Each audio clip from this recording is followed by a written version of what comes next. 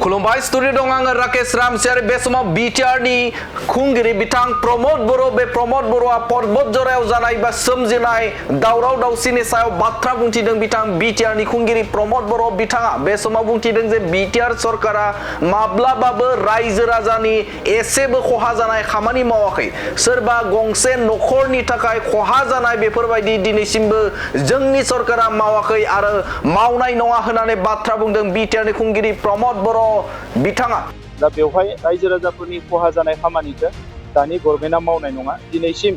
सासेबो मानसिनि खहा जानाय गंसेबो नखरनि खहा जानाय खामानिखौ जों मावाखै आरो मावनायबो नङा बिथां बिटिआरनि खुंगिरि प्रमद बर' बिथाङा बुंथिदों जे पर्बत जरायाव जानाय जे जाथाय बे जाथाया एसेबां गिदिर जाथाय नङामोन सानसे साननैसो गुबुननि मोनसे थुलुंगा होनायनि थाखाय बे समाव सोमावसारनायाव बाहागो लादोंखौ जोङो नुहुरो होननानै बाथ्रा बुंदों बिटिआरनि खुंगिरि प्रमद बर' बिथाङा बुंथिदों जे बे ओनसोलनि थागिबि रायजो राजाफोरनि हाखौ नायनानै आरो गुबुन फारसेजों बे समाव गुबुन गुबुन गामि बा गामिजों गोग्लैनाय बा बेफोरबायदि थासारिजों बे मेपखौ बानायनाय जायाखै जे गामिफोरखौ बेवहाय सोसननाय जायाखै आरो रायजो राजाफोरनि हा बे हाखौ दाननानैसो बे समाव बे पावार प्रजेक्टखौ खालामनाय जादों होननानै बाथ्रा बुंथिदों बिथां बिटिआरनि खुंगिरि प्रमद बर' बिथाङा पर्बत जरानि जाथाया जोबोद गिदिर जाथाय नङामोन एसे साननैसोनिफ्राय रायजो राजाफ्रा बुजिनाय देखायदों बेवहाय जिखिनि हा एपिडिसिएलनो होनाय जादों बेयावहाय रायजो राजाफोरनि न' बांखौ नायनानैसो होनाय जादों आरो बे मेपखौ खेबसे नङा खेबनै नङा खेबथाम रायजो राजा बुंनाय बायदिनो खेब्रैसिम सोलायनाय जाबाय आरो रायजो राजाफोरनि हाफोरखौ दानखानानैसो बानायनाय जादों गोबां सार्भे खालामदों बे आयदाखौनो लानानै गोबां नायबिजिरदों दे बे मोनसे प्लाननि थाखाय गुबुन समाव रायजो राजाफोरनि मोनसे खहा जागोन नामा आरो बेनि अनगायैबो बे समाव रायजो राजाफोरनि हा थांगोन नामा बबेबा नखर बबेबा गामिया थांगोन नामा बेखौ नायनानैसो बेखौ प्रजेक्टखौ थामहिनबा बे समाव बे गामिफोरखौ दानख'जोबनानैसो रायजो राजाफोरनि हाखौ दोननानैसो बे प्रजेक्टखौ खालामनाय जादों होननानै बाथ्रा बुंथिदों बिटिआरनि खुंगिरि प्रमद बर' बिथाङा गोनां बाथ्रा बुंथिदों बे समाव गोबां नायबिजिरनायनि गेजेरजोंसो बे बेसेबांबा गिदिर पावार प्रजेक्टखौ बे समाव बिटिआर ओनसोलनि थागिबि रायजो राजाफोरा मोननो हादों आरो बेखौ बयबो बरायनांगौसो मानोना गोलाव सम आन्दोलनजों थानाय बे पर्बत जरा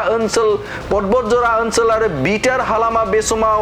गोबां मोनसे गिदिर मोनसे प्रजेक्ट मोननो हादों बे जोंनि थाखाय जोबोदनो मोनसे थुलुंगाथाव मानोना बे समाव गुबुन समाव लाइमोनफोरा गुबुन जायगाफोराव कम्पानिफोराव खामानि मावनो थाहैयो बे खामानि मावनो थाहैनाय बिथांमोना बे जायगायावनो टेक्निकेल नन टेक्निकेल एबा बे समाव खामानि मोननायनि मोनसे चान्सआ दङ होननानै बाथ्रा बुंथिदों आरो 9 निफ्राय 10 रोजानि गेजेराव बे लाइमोनफोरा बेवहाय थिसनथाइ मोननायनि खाबु दं होननानै बाथ्रा बुंथिदों बिटिआरनि खुंगिरि प्रमद बर' बिथाङा बुंथिदों जे बे प्लानखौ मोनसे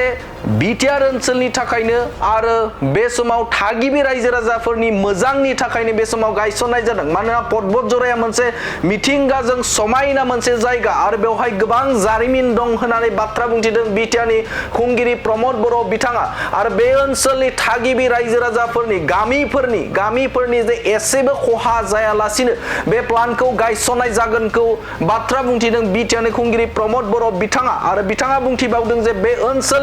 बे ओनसोलनि थागिबि रायजो राजाफोरा गोलाव बोसोर रायजो जाबायमोन गोलाव बोसोर बिथांमोना रायजो जादोंमोन नाथाय हानि फोरमान बिलाइखौ मोननाय जायाखैमोन नाथाय बे समाव बिटिआरनि खुंगिरि प्रमद बर' थामहिनबा बिथाङा बुंथिदों जे जोंनि सरकारा बे समाव थांनाय सानाव 1245 नखरनो बे समाव हानि फोरमान बिलाइखौ होबाय आरो बावैसो साननि उनावनो आरोबाव 1500 नखरनो बे समाव हानि फोरमान बिलाइखौ गथायबावगोन होननानै बाथ्रा बुंथिदों बे समाव रायजो राजाफोरखौ बुंथिदों दे रायजो राजाफोरनि थाखाय जों दङ आरो रायजो राजाफोरा जायखिजाया जेंना जुदि जायोब्ला बेखौ सावरायनायनि गेजेरजों सुस्रांनाय जागोन सावरायनो थाखाय बिथांमोना आवगायबोनांगौ होननानै बाथ्रा बुंथिदों बिटिआरनि खुंगिरि प्रमद बर' बिथाङा रोखा बाथ्राखौ बुंथिदों जे जाय समाव हा होनो हायाखैमोन बेखौ जोंनि सरकारा रायजो राजाफोरजों थादों आरो रायजो राजाफोरनि मोनफ्रोमबो जेंनाखौ हानि जेंनाखौ जों सुस्रांनो थाखाय नाजादों। पर्बत जराया गोबां गोलैसोनाय जायगा आरो बे गोलैसोनाय जायगाखौ जोङो गोजौ फारसे लांनो थाखाय जोङो नाजानाया सोलिबाय थागोन होननानै बाथ्रा बुंथिदों बिटिआरनि खुंगिरि प्रमद बर' बिथाङा। आरो बे प्लाननि गेजेरजों बे ओनसोलाव जेबो खहा जानाय नङा। रायजो राजाफ्रा थुलुंगा आरो रायजो राजाफ्रा बेनिफ्राय रांखान्थियारि बिथिंजोंसो मदद जागोन होननानैबो बाथ्रा बुंथिदों बिटिआरनि खुंगिरि प्रमद बर' बिथाङा। पर्बत जरानि जाथाया जोबोद गिदिर जाथाय नङामोन। एसे साननैसोनिफ्राय रायजो राजाफ्रा खुद्रिनाय देखायदों। बेवहाय जिखिनि हा एपिडिसिएलनो होनाय जादों बेयावहाय रायजो राजाफोरनि न' बांखौ नायनानैसो होनाय जादों। आरो बे मेपखौ खेबसे नङा खेबनै नङा खेबथाम रायजो राजा बुंनाय बायदिनो खेब्रैसिम सोलायनाय जाबाय आरो रायजो राजाफोरनि हाफोरखौ दानखानानैसो बानायनाय जादों। दा बे हिसाबै बहाबा नङा बहाबा गोरोन्थि बुजिलायनाय जादों। आं सानो बिथांमोना दिनै नङा गाबोन बुजिगोन। आरो बे जों जोनोम जानायनि उनाव बेबायदि एसेबां गिदिर मोनसे इन्डास्ट्रि जोंनि ओनसोलाव फैनायखौ नुवाखैमोन, जेरावनोखि हाजार हाजार मानसिफ्रा साखरि मावनानै मोनजागोन। दिनै बर' फिसाफ्रानो होन गुबुनानो होन गुजरात हारियानाफ्राव थांनानै मालायनि खैसारियाव गोग्लैनो गोनां जायो साख्रि नागिरनानै, जेराव जोंनि जायगायावनो 8,000 10,000 साख्रि ओंखारगोन। दा बेबायदि मोनसे इन्डास्ट्रिखौ जोङो वेलकाम खालामनांगौ। आं मिजिंथिदों रायजो राजाफ्राबो लासैनो बुजिगोन। दा बेवहाय रायजो राजाफोरनि खहा जानाय खामानिखौ दानि गभर्नमेन्टआ मावनाय नङा। दिनैसिम सासेबो मानसिनि खहा जानाय, गंसेबो न'खरनि खहा जानाय खामानिखौ जों मावाखै आरो मावनायबो नङा। इयुनावबो जोङो रायजो राजाफोरनि लाब जानाय खामानिखौसो मावगोन। दा पर्बत जरा ओनसोलाव नोंथांमोना नुदों जे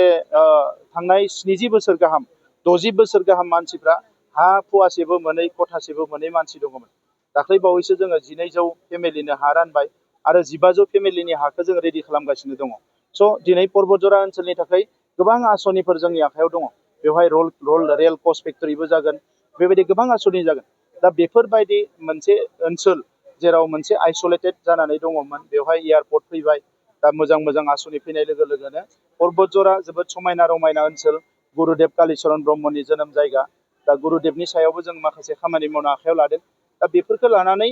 सोरनियावबा बहाबा गोनो गोथो साननाय फैदों आरो सोरबाया एसे थुनज्लायदों। बिथांमोना माबा मोनसे हयथ' सिङाव उद्देश्य थानो हानाय, आङो मुं बुंनो सानाखै। दा नंखायनो बेबायदि थुनज्लायनानै जेबो लाब गैया, खारन जों रायजो राजानि मोजां जानायखौसो मावगोन, खहा जानाय खामानि जों जेबो मावा।